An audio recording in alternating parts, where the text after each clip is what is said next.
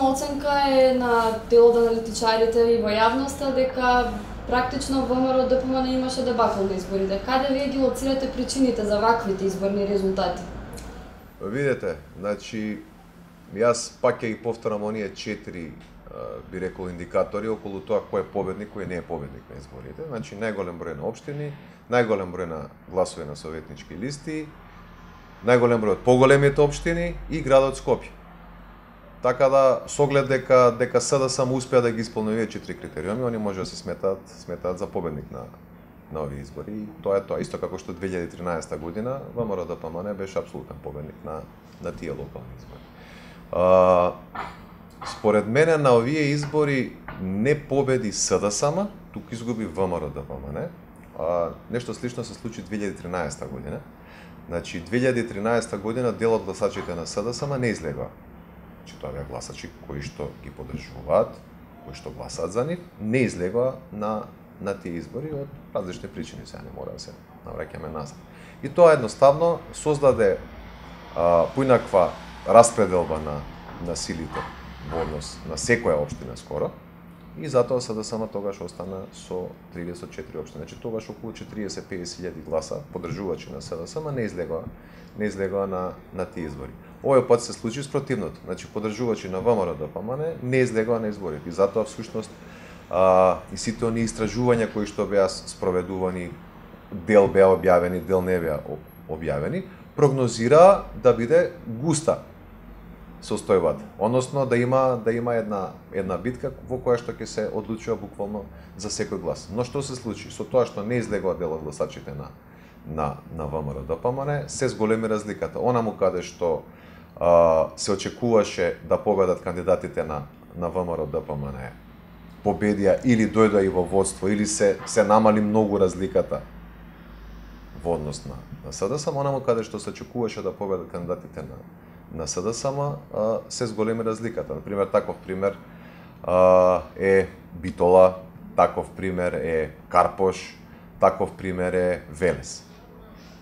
Така да, тоа е, мислам, последица на неизлегувањето на дел од поддржувачи. Тие поддржувачи не ја смениле страната, тие поддржувачи не станале сега симпатизери и гласачи на СДСМ, него тоа се гласачи и гласови на ВМРО ДПМН кои што на овие избори не се појави. Но имавме ситуација каде што општини кои важеле, да ги речеме, за бастиони на ВМРО ДПМН, во првиот круг победи СДСМ. Еве од скопските ќе ги земам пример како Бутел или Газибаба или Кисела вода, можеби. Дали истата причина ја гледате и во оваа ситуација, неизлезноста на гласачите? Затоа и ви реков. Значи, вие може да се напрати и компарација со бројките исто така. И ќе видите дека бројот на гласови кои што ВМРО ДПМН ги добива во овие општини во изминатите 10-15 години сега е намал. Значи, она излезност која што сите ние кои што се занимаваме со истражувања проектиравме наоколу, значи нешто пониско од парламентарните избори, но да речеме меѓу 62 и 64%, сега се намали на 59%, нешто слично со 2008 година. Ние од 2008 година немаме излезност под 60%. И тоа, токму во тие општини, тоа можеше да се види најдобро. Колку имаше влијание изборот на кандидатите или негативната кампања? Изборот на кандидатите, мислам дека во овој случај немаше влијание, затоа што имаше многу добри квалитетни кандидати на ВМРО ДПМН, кои што не излегоа токму поради тоа, кои што не победија токму поради тоа што имаше намалување во излезноста кај гласачите на ВМРО ДПМН. Значи, најеклатантен пример за тоа ви е скопскиот градоначелник Коце Трајановски. Без разлика кој од која партија, на сите истражувања, генерално мислењето за него е позитивно. Значи, беше позитивно и се уште е позитивно. Видете што се случи. Загуби со 40.000 разлика. Никој воопшто не можеше да го предпостави тоа. Со намалувањето на бројот на гласачи од ВМРО ДПМН се случи тоа. Или уште еден пример, ако сакате, градоначалникот, досегашниот градоначалник на Прилеп, Маријан Ристевски. Исто така имаше одлична перцепција кај сите граѓани на општината, не кај ВМРО ДПМН или кај СДСМ само. Тој беше градоначалник на сите граѓани на општината и токму поради ова што ви го напоменав, и он загуби. Самиот лидер Груевски рече дека најголемата одговорност за ваквите резултати на изборите е фактички кај председателот на партијата.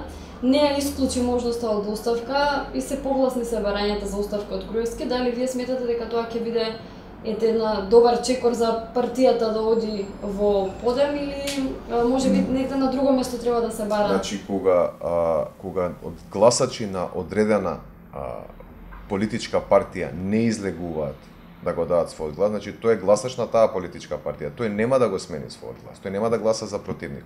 Не се оние swing votes или да речеме гласови кои бидат условно кажано со победникот или гласови од интерес и така натаму. Не беа такви ни гласовите кои што ги загуби СДСМ 2013 година. Тие луѓе не гласаа тогаш за ВМРО-ДПМН, него едноставно не гласа.